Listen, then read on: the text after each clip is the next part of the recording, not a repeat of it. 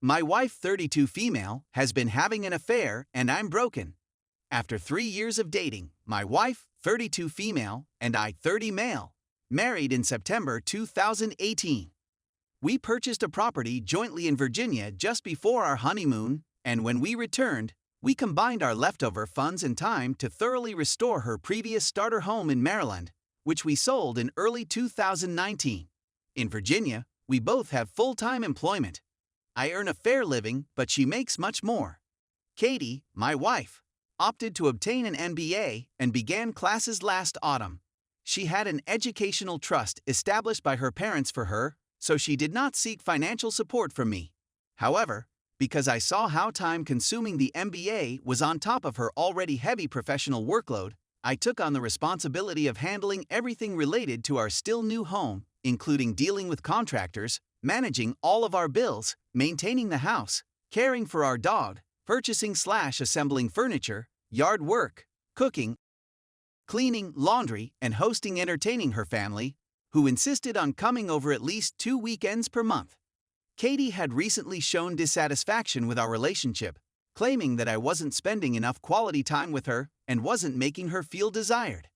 I tried several times to argue that between her work and studies, and my work and home responsibilities, there simply wasn't a lot of time to spend together in general. We would frequently not get to eat dinner until 9:00 or 10:00 p.m., and I would either need to bring her a meal to her home office, or we would quickly eat together, and she would return to schoolwork to study or percolate in group projects/session. She'd argue that the things I was doing around the home were just my obligation as a spouse, and that although she respected it, it didn't count against my efforts to preserve or improve our relationship. We'd also been disagreeing a lot about other things which, coupled with our lack of free time, meant we'd only be intimate once a month.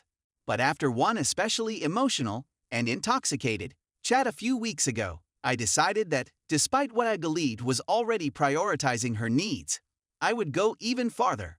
I began to skip work. I, unlike her, had to go in during COVID, or come in late/leave early, stopped seeing friends, skipped workouts, and would even wait until she was occupied with something else to even take a shower, all so that I could spend as much available time with her between her obligations as possible. As a consequence, things appeared to be getting better between us. We finally arrived at last Wednesday. As usual, I was preparing supper for us. In the kitchen, we have a tablet that I mostly use for recipes. As I was finishing up, the tablet started pinging incessantly, so I went to see what was going on.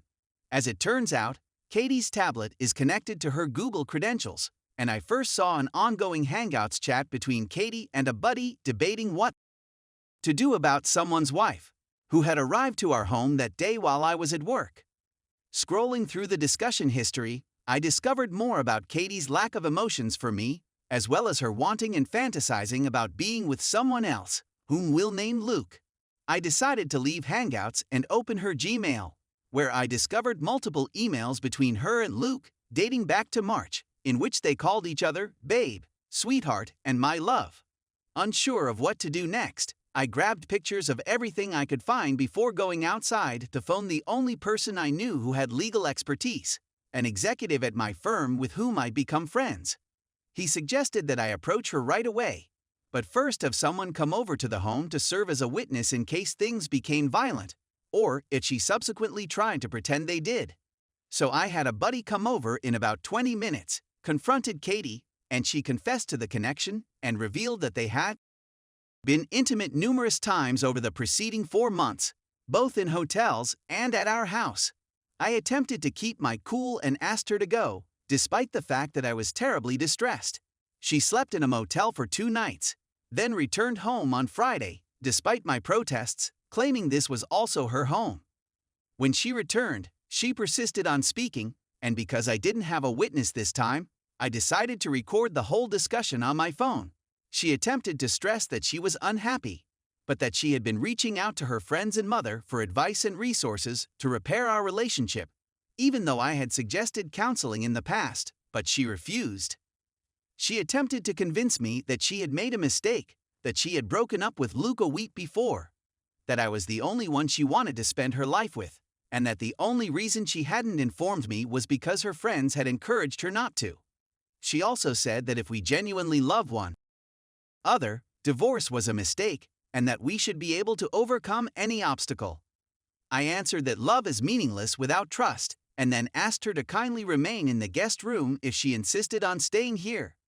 Obviously, she is welcome to use her home office and the guest bathroom, but please do not enter our bedroom/bathroom without first informing me. So here I am. I'm sitting alone in my home with my dog. Her aunt/uncle/cousins are presently visiting our neighbor's home for a barbecue. They are unaware of what she done. I can't bring myself to walk over there because I don't want to speak to or even look at Katie, much alone pretend that nothing occurred in front of a crowd. 90% of me wants a divorce, yet despite her sentiments, I was content with the life we were creating.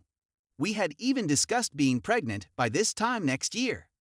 But whatever I do, I know I don't want to make that choice without first learning more about what I can do, what could happen if we continue, and I certainly want to speak with a few VA attorneys to defend myself. We only have one joint account with less than $20,000 in it, and our sole asset is our property. So there you have it. I apologize for writing so much. Thank you for reading all the way to the end, and I would be grateful for any and all information, ideas, or guidance. I'm simply absolutely demolished, empty, and alone. Please assist me. Edit. I am completely astonished and thrilled by the outpouring of love and support from everyone. I can't believe you take the time to share your advice, generosity, and knowledge to a complete stranger. I'm trying my best to read each and every one of your responses, and I appreciate you from the bottom of my partially broken heart. This has been a tremendous light at the darkest period of my life. Story 2. Me, 27 male, with my wife, 23 female, cheating/divorce/fixing it. Short version, my wife informed me one night that she wanted a divorce. 2 days later, I discovered she was emotionally connected with another man. For a few weeks, I tried everything to repair it, but it didn't work. She continued to say she didn't care about me. Within a week, she had a new apartment, and her new partner had moved in and was always around my 2 children. Obviously, I was dissatisfied with it. I asked her to keep him away from me at least until the divorce was finalized. She was not going to. So I was at a loss for what to do until I discovered that he had herpes, and that as she has it from him now, I prefer not to get it myself. So I was done with her after that, and I discovered a little more information the next day. Fast forward 2 months, and we are nearly through with an amicable divorce, and she, who has anger problems, is now attempting to work with me to communicate for the sake of the children. The trouble with it is that it shows me the aspect of her that I want to see again. She has now truly apologized for what she did. It took some time, but I really believe she understands what she has done to our family and what she is destroying. So, when she acts this way again, I'm torn between getting a divorce and attempting to repair the situation. This would have to be conditional on her not having an STD to begin with. If she has it, I would not attempt to repair anything. If she doesn't, I'll have to get over the fact that she cheated on me and slept with another person nearly immediately after declaring her desire for a divorce.